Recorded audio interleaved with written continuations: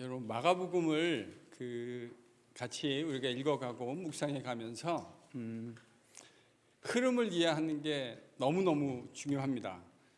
지난주에 우리는 성금요일이었죠.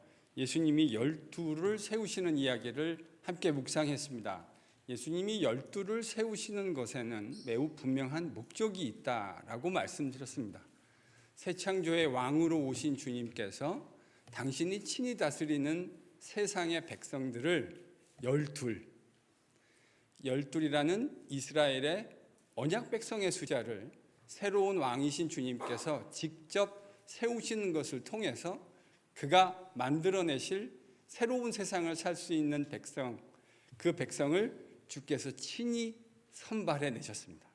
사람들의 동의를 구한 것이 아니고 주님이 선택하신 사람들, 폴리티컬 파리도 다양하게 있다는 이야기도 말씀드렸습니다. 그래서 주님이 꿈꾸시는 그 공동체를 세워가시려는 꿈을 주님이 그 12를 세우시는 상징적 행위를 통해서 보여주셨다. 이게 지난주 우리가 본문에서 함께 묵상했던 내용입니다. 이제 오늘 본문의 주제는 이 내용과 직접적으로 연결되어 있어요. 그러면 그 세상을 살 수 있는 공동체의 구성원은 누가 될 것인가? 도대체 누가, 오늘 설교의 제목이요? 하나님의 가족이, 패밀리가 될 것인가? 여러분, 이 말은 구원의 언어입니다. 누가 하나님의 가족이 될 것인가?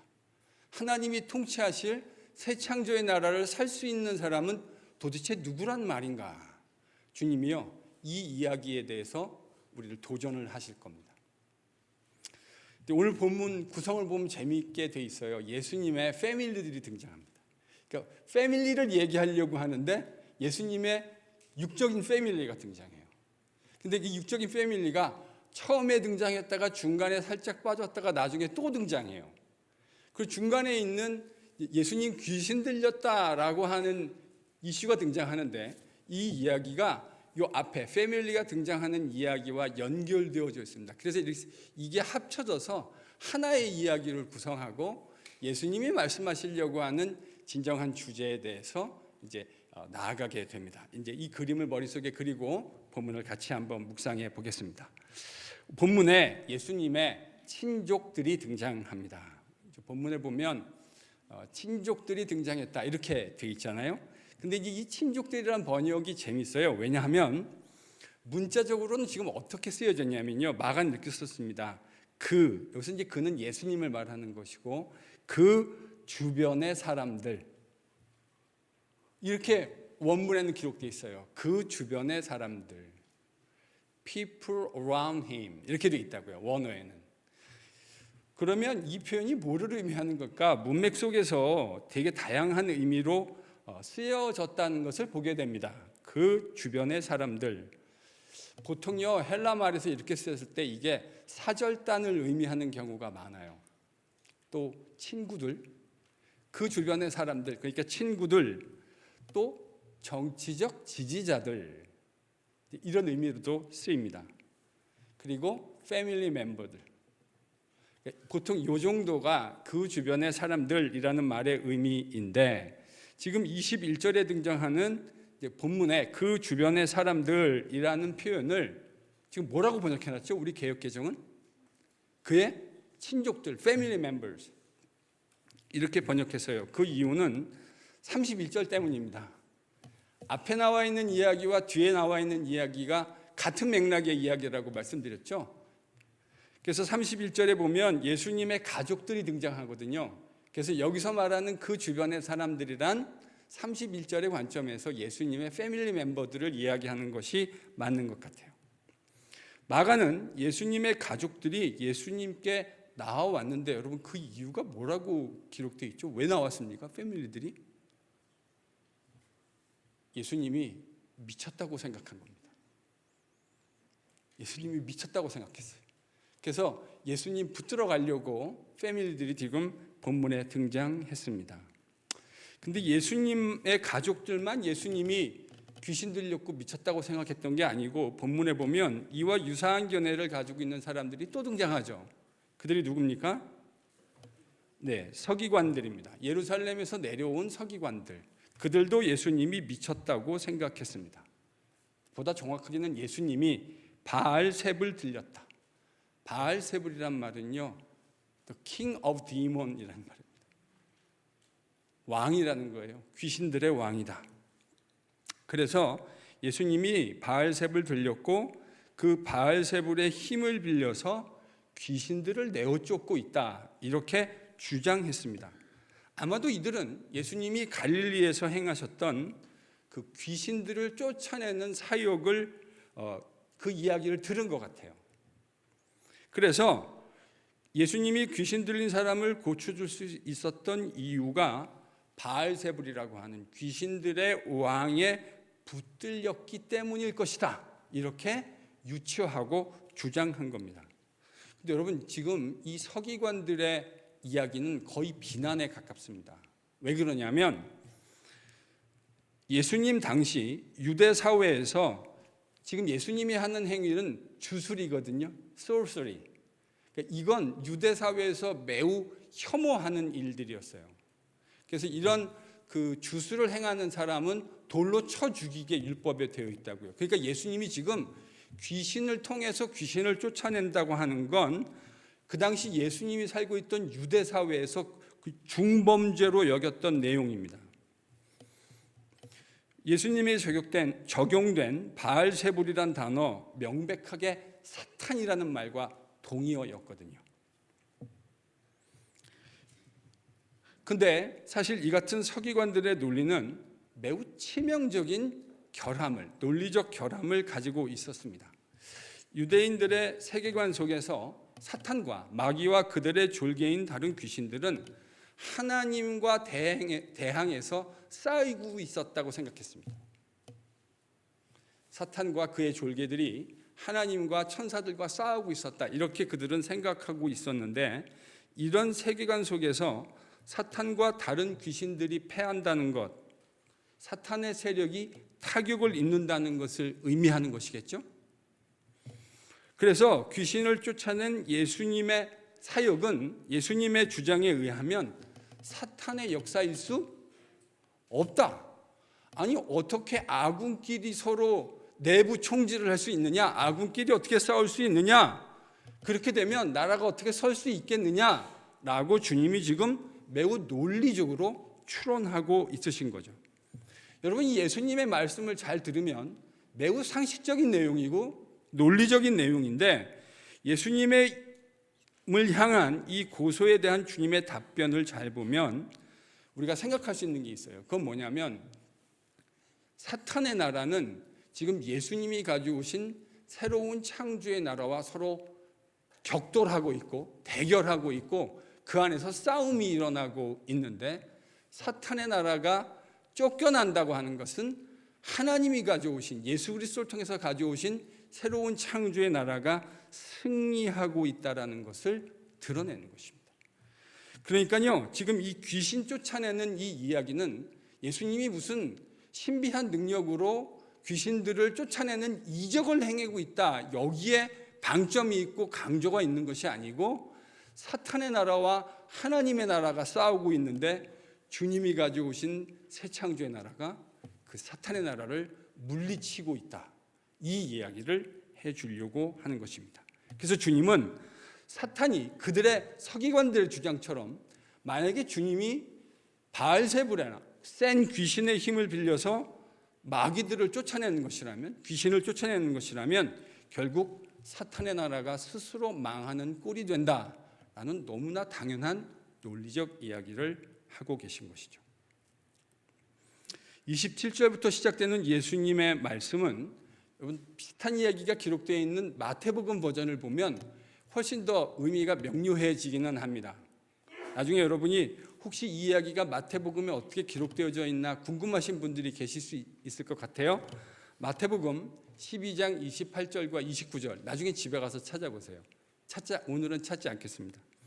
거기 보면 예수님이 말씀하시는 의미가 훨씬 더 분명하기는 한데, 오늘 우리 문맥을 보더라도 우리가 이 의미를 분명하게 마가복음 가지고도 유추해낼 수 있습니다. 여러분, 27절, 본문 27절을 같이 읽어보겠습니다. 본문 27절입니다. 그래서 강한 자, 그리고 강한 자를 결박하는 사람이 예수님의 말씀 속에 누구를 의미하는 건가 생각하시면서 한번 본문 27절을 읽어봅니다. 같이 읽죠. 시작.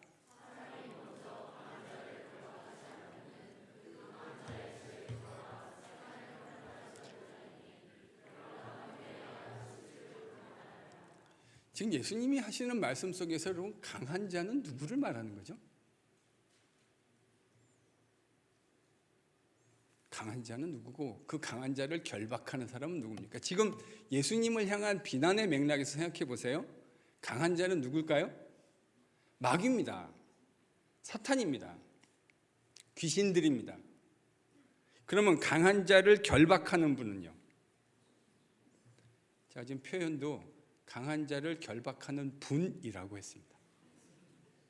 강한 자를 결박하는 분은 누구실까요? 예수님. 그러니까 귀신이 있고 그 강한 귀신을 결박하고 제압하는 분, 예수님을 말씀하시는 거죠. 예수님은 이 말씀 속에서 등장하는 강한 자, 즉 사탄을 결박하는 것, 혹은 더러운 귀신을 쫓아내는 것, 그것이 당신이 행하시는 일이라고 말씀하시는 거죠. 여러분, 이거는 유대인들이 가지고 있었던 묵시사상, 조금 어려운 말이지만 유대 묵시사상이 너무나 중요한 주제예요. 선지자들이 마지막 때가 되면, 우리 지난번에 에스겔, 메시아가 오면 에스겔서에 뭐라고 기록되어 있다고 말씀드렸죠? 더러운 영을 쫓아내실 것이다. 그래서 강한 자이신 우리 주님께서 이 귀신들을 쫓아내게 될 것이라는 이야기가 구약 성경에 등장하는데, 바로 이제 그 관점에서 자신의 사역을, 그러니까 지금 서기관들은 예수님을 비난했습니다. 네가 귀신을 쫓아내는 것이 강한 귀신, 더 강한 힘을 가진 바알세불의 힘을 빌려서 귀신들을 쫓아내고 있다고, 주술적인 것이라고 예수님을 지금 맹비난하고 있는데, 주님은 그게 아니라 자신이 구약이 이야기했던, 바로 하나님이 말씀하셨던 더러운 영들, 귀신 들린 영들을 쫓아내는 바로 그 하나님의 사역을 자신이 감당하고 있다, 이렇게 말씀하신 것입니다. 예수님은요, 이 논쟁을 마무리하시면서 그들의 논리적 허점을 정확하게 짚어내시고, 이 논쟁을 마무리하시면서 아주 재미난 이야기를 하셨어요. 이제 소위 말하는 성령 모독죄, 성령 회방죄. 저도 어렸을 때 무슨 맥락인지 잘 모르는데, 교회에서 어른들이 그렇게 하는 건 성령 회방죄야. 그때 이제 문맥이 뭐였냐면, 목사님이 뭘 말씀하셨는데 어느 장로님이 그거를 약간 반대하는 것을 말씀하셨어요.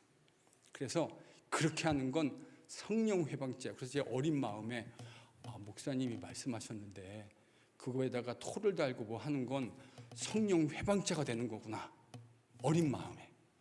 그래서 저는 아주 착한 어린아이였습니다. 그래서 그런 일들을, 그런 참혹한 성령을 회방하는 짓을 하지 말아야 되겠다 생각했는데, 제가 그 말이 성경적으로 워런티할 수 없는 새빨간 거짓말이라는 사실을 본문을 읽으면서 알게 됐어요. 어떻게 된 건가? 같이 한번 읽어볼까요? 28절, 29절. 주님이 이 이야기를 하면서 성령을 모독하는 자, 성령을 모독하는 죄악에 대해서 언급하십니다. 같이 읽습니다. 28, 29절 시작.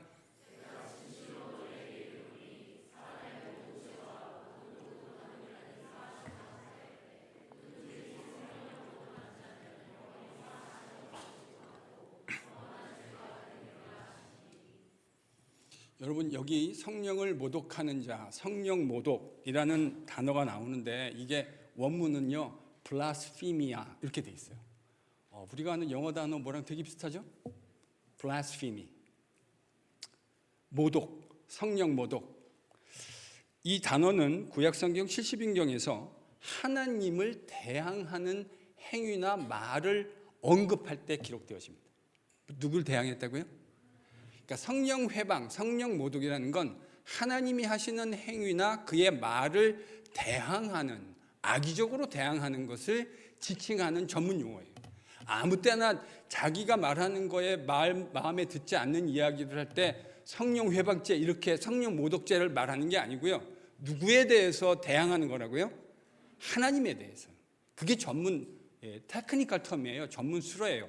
하나님을 대항하는 행위를 하거나 말을 하는 것. 이게 바로 블라스피미아입니다. 근데 예수님이 뭐라 그러냐면 인간의 다른 모든 죄악은 다 용서를 받게 될 것이다. 그런데 이 블라스피미아는 용서를 영원히 받을 수 없다. 그래서 이제 이럴 때 목사가 이제부터 내가 하는 말을 반대하는 사람은 다 블라스피미아입니다. 아니 제가 그렇게 한다는 게 그렇게 말을 한다면 그게 되게 무서운 말이 되는 거잖아요. 왜냐하면 제가 하는 말을 반대하는 건 뭘 지금 받을 수 없다고 얘기하셨어요, 주님이? 죄사함을 받을 수 없다. 그러니 여러분 이게 얼마나 무시무시한 말입니까? 이런 말은 이렇게 함부로 하면 안 돼요. 그러니까 문맥이 중요합니다. 예수님이 이제 무슨 의미로 이 말씀을 하셨는가? 주님은 인간의 모든 죄가 용서된다고 말씀하시는데 성령을 모독하는 행위, 그런 사람은 사함을 받을 수 없다. 이렇게 말씀하십니다. 자, 그러면 이 말이 뭐를 의미하는지를 이해할 때는 제가 늘 강조하지만 뭘 보라고 말씀드렸어요? 문맥을 봐라. 문맥.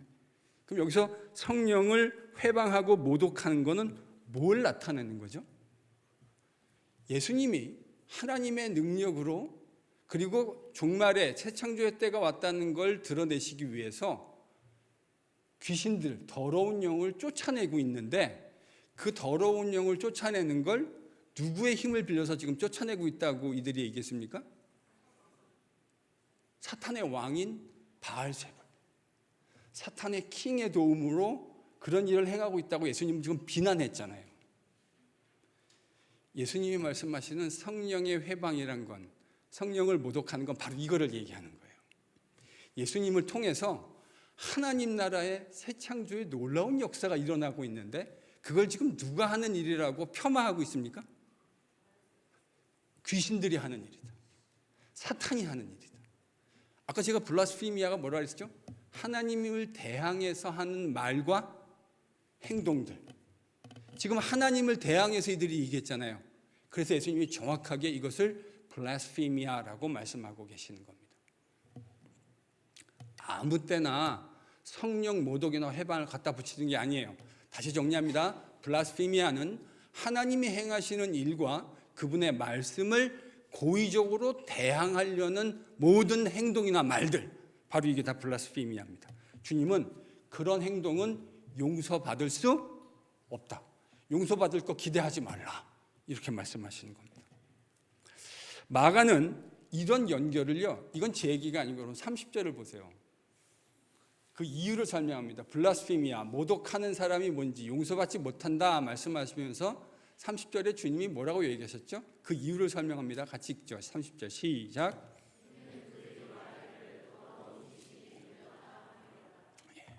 더러운 귀신을 통해서 귀신을 쫓아내고 있다, 이 말입니다.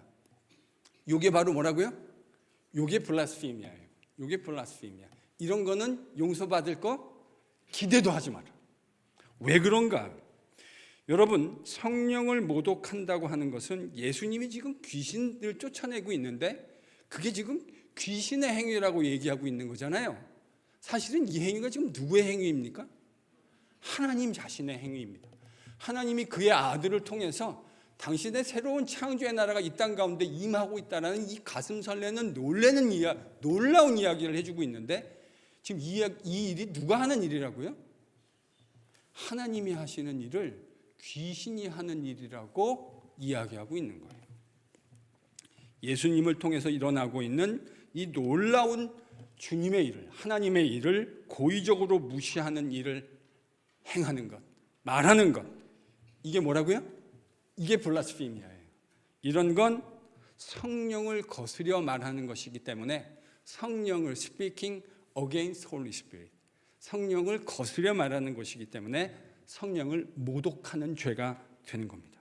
그리고 이런 사람에게는 뭐가 허락되지 않는다고요? 사죄가. 여러분 왜 그럴까요? 논리적으로 한번 생각해 보세요. 왜 사죄의 은혜가 허락되지 않을까요? 다 용서해 주시는데, 그렇죠? 다른 죄악들은 다 용서함을 받을 거라고 말씀하시는데 이 죄악만큼은 결코 영원히 용서받을 수 없다. 이유가 뭘까요? 지금 예수님을 통해서 하나님은 우리의 수많은 죄악들을 용서해주고 우리를 그분의 왕국 안으로, 새 창조의 나라 안으로 받아주시려는 거잖아요. 그렇죠? 그게 새 창조의 나라가 행하고 있는 일이에요. 그런데 그렇게 하나님이 행하는 일을 사탄의 일이라고 폄하하고 하나님의 일을 의도적으로 거스려서 말하는 건 여러분 뭐를 의미할까요? 하나님은 우리를 용서해 주시겠다고 하는데 그 용서의 행위를 근원적으로 차단해서 용서 필요 없다고 얘기하는 것이니 여러분 어떻게 용서를 받을 수 있겠습니까? 용서를 받으려면 하나님이 행하시는 일을 기꺼이 인정하고 그 앞에 순복할 때 용서가 일어나는 건데 하나님이 행하시는 일 자체를 거부하고 인정하지 않는데 어떻게 용서를 받을 수가 있겠냐는 말이에요. 그러니 이 말이 너무나 논리정연하죠. 주님 하시는 말씀이 너무나 논리정연한 이야기예요. 용서하시려는, 예수님을 통해 용서하시려는 하나님의 용서의 행위를 의도적으로 거부하고 그것을 거스려 말하는 행위는 하나님의 용서 자체를 거부하는 행위이니 근원적으로 기회 자체를 스스로 거부한 것이 된다. 고로 뭐 할 수 없다고요? 용서 받을 수 없다. 여러분 이 말씀의 의미를 오늘 집에 가서 깊이 묵상해 보실 수 있기를 바랍니다. 하나님이 지금 예수님을 통해서 놀라운 사죄의 은혜를 베풀어 주시려고 합니다. 우리가 어떤 죄악을 범했든지 우리가 어떤 모습으로 살았든지 그리스도 예수 안에 행하신 하나님의 그 놀라운 은혜를 깨닫는 자들을 다 용서하시고 그의 나라로, 새 창조의 나라로 받아주시려고 하는데 그 행위 자체를 의도적으로 거부하는 죄악은 도무지 용서받을 방법이 없습니다. 예루살렘에서 온 서기관들이 예수님의 사역의 기원이 바알세불 때문이다, 귀신 들림이다 라고 비난하는 가운데 사실 이 이야기가 어떻게 시작되어졌죠? 예수님 식구들이 예수님 귀신 들렸다는 말을 듣고 예수님 잡으러 왔어요. 그래서 이 이야기에서 잠시 뒤로 물러나 있던 가족들이 다시 이야기의 전면에 등장합니다. 그들은 예수님의 어머니, 동생들, 남동생을 말하는 거고요. 누이들 이렇게 기록됐습니다. 여동생을 말하는 거죠.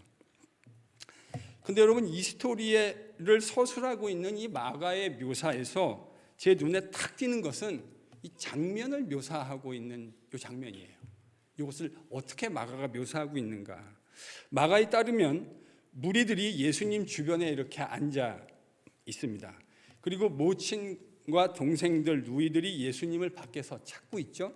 그래서 사람들을 통해서 예수님께 지금 예수님 가족들이 예수님 찾고 있습니다 라는 전갈이, 메시지가 예수님께 들어간 거예요.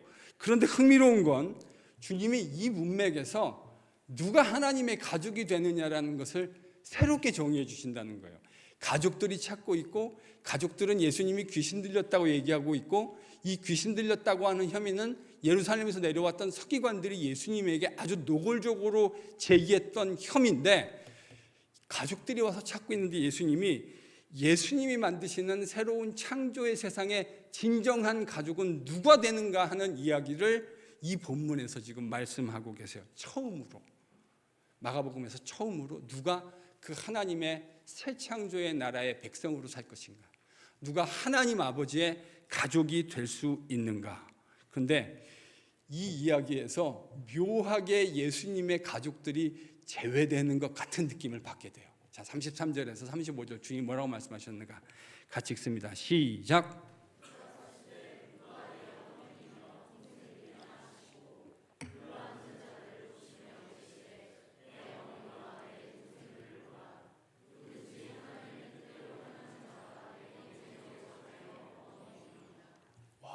되게 우리 주님 되게 매정하게 얘기하신 것 같아요. 이 내용을 보면 예수님의 말씀을 통해서 하나님의 언약 공동체, 그가 가져오신 새로운 창조의 공동체의 구성원이 누가 될 것인가 하는 비밀이 예수님의 입을 통해서 처음으로 계시가 되는데 놀라운 것은 지금 예수님의 육신의 가족들 분명하게 밖에 서 있잖아요.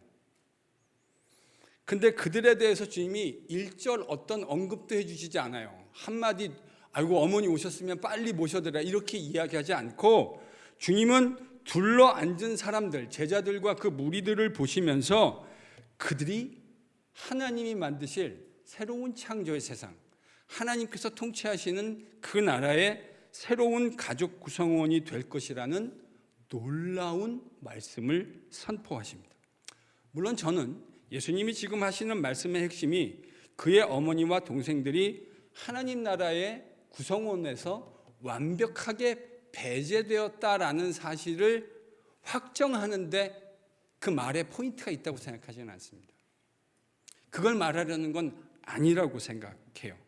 주님의 말씀의 진리는 하나님 나라를 이해하고 예수님 안에서 새롭게 맺어질 하나님 나라의 가족 연대가 어떤 모습이 될 것이냐, 요거를 이야기하는 게 그분의 진의지, 가족관계 자체를, 육신적 가족관계 자체를 완전히 거부해 버리는 것은 아닐 것이라고 생각합니다. 그럼에도 하나님의 가족이 어떻게 규정되어지죠? 오늘 예수님은요, 하나님의 뜻을 행하는 자. 이게요, 여러분 유대인들에게는 거의 충격적인 얘기로 들렸을 거예요. 유대인들은 하나님의 가족이 누가 하나님의 가족이 된다고 생각했죠? 아브라함의 패밀리들이, 아브라함의 후손인 자신들이 하나님의 언약 공동체의 구성원이 된다고 철석같이 믿고 있었잖아요. 근데 예수님이 나중에 마태복음에 보면 이들의 이런 철석같은 믿음에 초를 한번 쳐주십니다. 너희들이 거기도 보면 예수님이 이렇게 말씀하세요. 너희들이 아브라함의 후손이라고 생각하지 말라. 그러면서 주님이 뭐라고 하셨죠? 내가 이 돌들로도 아브라함의 후손이 될 수 있게 할 수 있다. 여러분 이런 이야기는 정말 어마무시한 이야기입니다. 자신들이 아브라함의 패밀리여서 하나님의 언약 공동체의 구성원, 하나님이 다스리실 그 공동체의 백성이 된다고 철석같이 믿고 있던 사람들에게 누가 하나님의 공동체, 하나님의 가족이 된다고 얘기하고 계세요, 주님? 하나님의 뜻을 행하는 자. 그럼 여러분, 하나님의 뜻을 행한다는 건 뭐예요?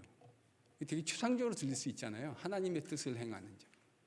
제가 기도 제목 나누거나 제자 훈련 이럴 때 할 때 제일 듣고 싶지 않은 기도 제목이 이런 거예요. 하나님의 뜻을 행하는 자가 되게 해주십시오. 맥락도 없이 문맥도 없이 뭘 어쩌자는 거예요? 뭐가 하나님의 뜻을 행하는 거예요? 근데 예수님은요, 이 문맥 속에서 하나님의 뜻을 행하는 것이 무엇인지 너무나 명징하게 가르쳐 주셨어요. 여러분, 하나님의 뜻을 행한다는 건 이 문맥 속에서 지금 오늘 우리가 얘기했던 3장 20절에서 35절 문맥에서 뭐를 의미하는 것이죠? 예수님을 통해 이 땅 가운데 임한, 예수님이 쫓아내고 있는 이 귀신들은 하나님께서 친히 행하시는 일임을 알고 예수님께서 행하시는 그 일이 하나님이 행하시는 일입니다 라고 인정하는 그게 이 짧은 문맥에서 뭐를 의미하는 거죠? 하나님의 뜻을 행하는 거예요. 예수님을 통해서 귀신이 쫓겨나가고 있고 이것은 하나님이 선지자를 통해서 말씀하셨던 바로 그 일입니다 라는 것을 인정하는 것. 이게 이제 가장 좁은 의미에서 하나님의 뜻을 행한다는 말의 의미일 겁니다. 즉 귀신이 쫓겨나는 것, 이걸 성령의 사역으로 기꺼이 받아들이는 것. 근데 보다 넓게 마가복음에서 이렇게 이해할 수 있을 것 같아요. 예수님께서 이 땅에 지금 새로운 창조의 세상을, 그 나라를, 사역을 위해서 이 땅 가운데 오셔서 사역을 행하고 계시는데 이것이 하나님이 행하시는 일입니다 라는 것을 마가복음 전체에서 기꺼이 인정하는 것, 바로 그것이 하나님의 뜻을 행한다는 말의 의미일 것 같습니다. 따라서 문맥 속에서 하나님의 뜻대로 행하는 자라는 이 어구의 의미는 예수님 안에서 성령께서 행하는 일을 모독하지 않고 그게 사탄의 일이다라고 회방하듯 이야기하지 않고 인정하고 예수께서 행하시는 삶의 방식을 조차 나도 살아가겠다. 주님이 그 나라를 가져오신 왕이고 주인이시니 나도 그 나라의 백성으로 주님이 가신 길을 좇아서 따라가며 살아가겠다 결단하는 것을 일컫는 것 같습니다. 즉 예수님을 따르는 제자의 삶을 사는 것. 예수님이 이 땅에 하나님의 새 창조의 나라를 가져오셨고 그 나라를 주님과 교제하면서 우리도 같이 추구하고 그 나라를 따라서 주님이 가셨던 그 길을 따라 나도 그것을 추구하며 살아가겠습니다 라고 하는 이 의미가 바로 하나님의 뜻을 행하는 것이라는 말의 의미입니다. 그리고 그런 사람들에게 뭐가 주어지죠? 하나님의 가족이 되는 특권이 주어지는 것입니다.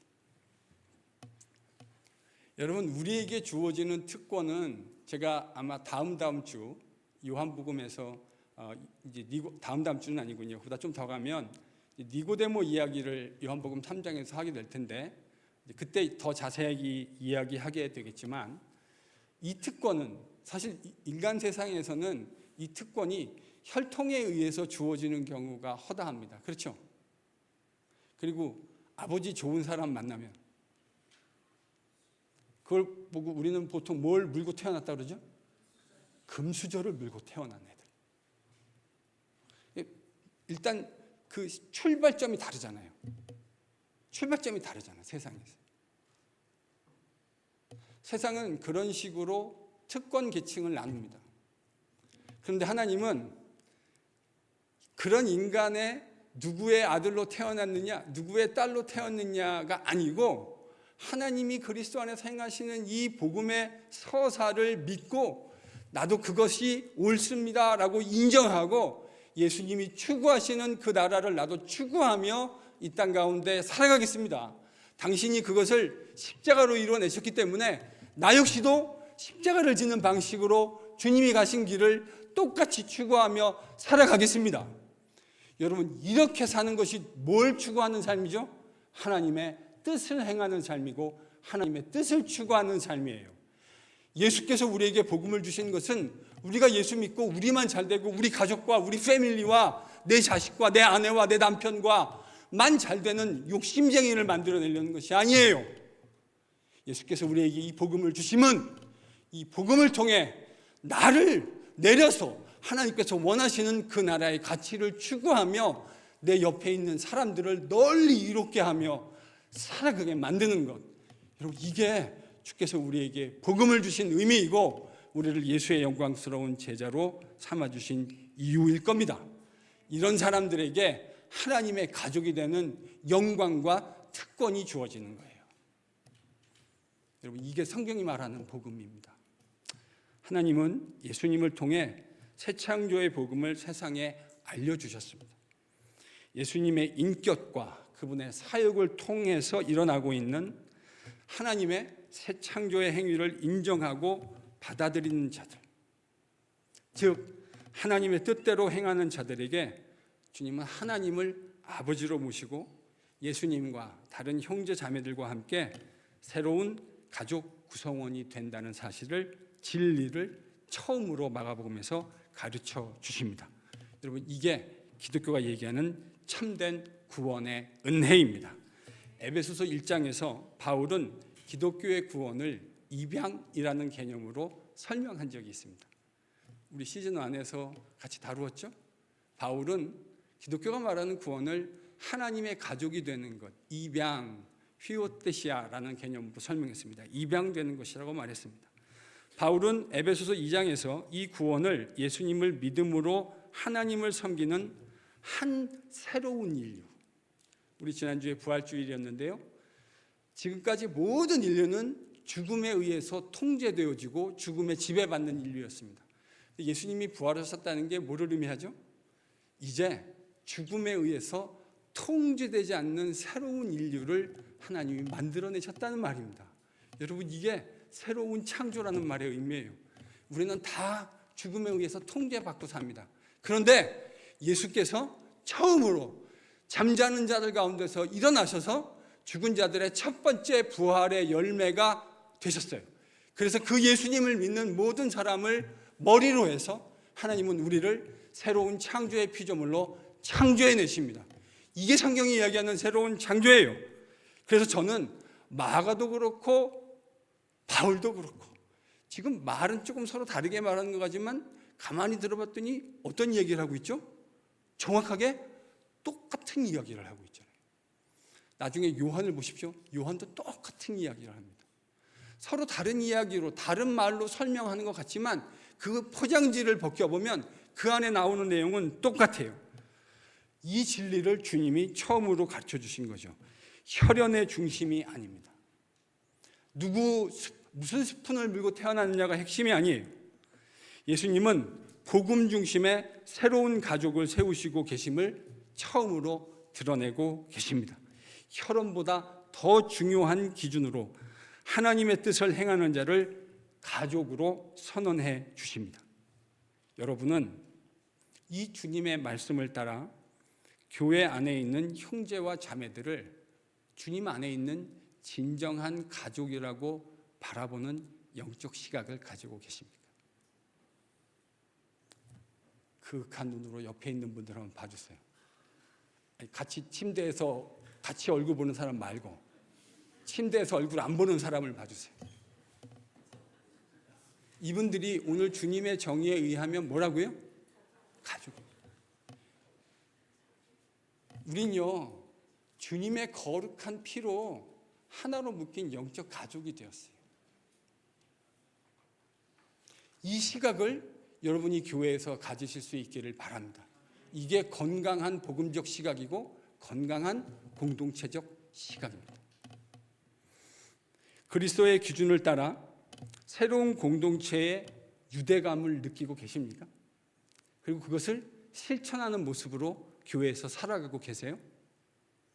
우리가 이 주님의 말씀을 진리라고 믿는다면 이렇게 되는 것은 너무 당연한 일이어야 할 겁니다. 형제들에게 부탁드립니다.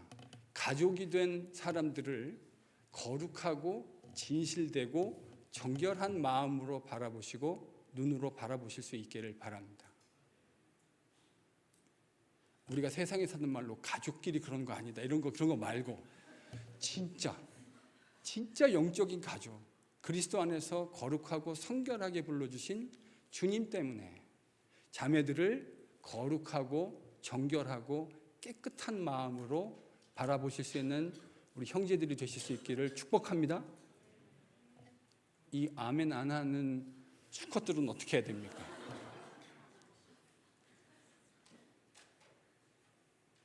여러분, 그게 주님이 기뻐하시는 일입니다. 매일같이 그런 정결함을 위해서 싸우십시오. 기도하십시오. 하나님, 저에게 그런 정결함을 허락하여 주옵소서. 내 안에 죄로 불든 세상이 나에게 심어놓은 그 더러운 것들을 예수 그리스도의 거룩한 보혈로 정결하게 하시고 그런 마음으로 형제와 자매들을 깨끗하게 대할 수 있도록 인도해 주옵소서. 기도하실 수 있기를 바랍니다. 여러분, 혈연이 온전한 공동체를 보장하지 않습니다. 오늘 주님이 그 얘기를 하신 거잖아요. 여러분, 혈연이 보장하는 게 아니에요. 예수님을 통해 하나님이 무엇을 행하시고 계시는가를 이해하는 것이 핵심입니다. 하나님이 예수님을 통해 어떤 일을 행하셨는가를 이해하는 것이 핵심이라고요. 여러분, 여러분의 가정은 이런 관점에서 예수님 중심의 가치와 방향을 모든 공동체 가족 구성원들이 공유하고 있습니까? 여러분의 가족 소중하죠. 근데 그 가족이 진짜 주님 안에 하나님의 진정한 가족이 되려면 우리가 추구하고 우리가 바라보는 가치와 방향이 동일해야 돼요. 그래야 그 가족이 진짜 영적인 하나님 안에서의 가족이 될 수 있기 때문입니다. 주님은 당신이 새롭게 만드시는 새 창조의 나라, 새로운 가족 구성원을 통해서 구성된다는 진리를 마가복음에서 처음으로 가르쳐 주셨습니다. 그것은 혈통, 육정으로 되는 것이 아닙니다. 오직 하나님의 뜻을 따라 행하는 자들로 구성된다고 우리에게 가르쳐 주셨습니다. 예수님을 통해 밝히 드러난 그 하나님의 나라, 새로운 창조의 나라의 가치를 추구하는 KPC 성도들이 되실 수 있기를 축복합니다. 주님이 가져오신 그 놀라운 새로운 창조의 나라를 이루는 것이 우리 모든 제자들의 가장 강력한 소망이 되고 소원이 되는 거룩한 일들이 KPC 제자들 가운데 이루어질 수 있기를 예수 그리스도의 이름으로 간절히 축원합니다.